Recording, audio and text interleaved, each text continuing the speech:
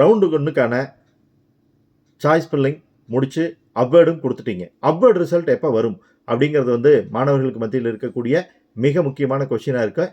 Upward result வந்து இன்னைக்கு காலையில் 10 மணிக்குள்ளே உங்களுக்கு வந்துடும். இது வரைக்கும் வெப்சைட்டில் இன்னும் வந்து அப்டேட் ஆகலை.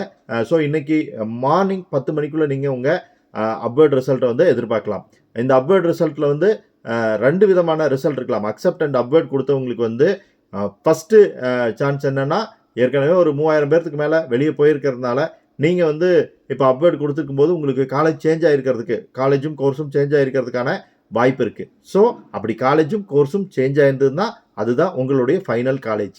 2வது விஷயம் என்ன அப்படின்னா, இந்த இதில் வந்து உங்களுக்கு கிடைக்காம இருக்கலாம். கிடைக்கலைன்னா உங்களுக்கு பழைய காலேஜே திரும்ப வந்துடும். நீங்கள் டென்டேட்டிவ் அலாட்மெண்ட்டில் என்ன காலேஜ் உங்களுக்கு அலாட் ஆயிருந்ததோ அந்த காலேஜே வந்துடும். ஸோ காலேஜ் கிடைக்காதோ அப்படிங்கிற பயம் இல்லை. 2வது அப்வேர்ட் மூவ்மெண்ட்டுக்கு வெயிட் பண்ணுறவங்க யார் அப்படின்னு பார்த்தீங்கன்னா, டிக்ளைன் அண்ட் அப்வேர்ட் கொடுத்தவங்க.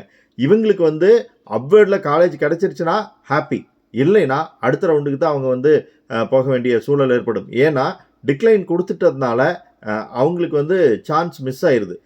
எந்த சான்ஸ் அப்படின்னா, இப்போ காலேஜில் கலந்துக்கிறதுக்கான ஜாயின் பண்ணுறதுக்கான சான்ஸ் மிஸ் ஆயிடுது. பழைய காலேஜும் கிடைக்காது. தகவலை ஃப்ரெண்ட்ஸோட ஷேர் பண்ணுங்கள். Bye friends.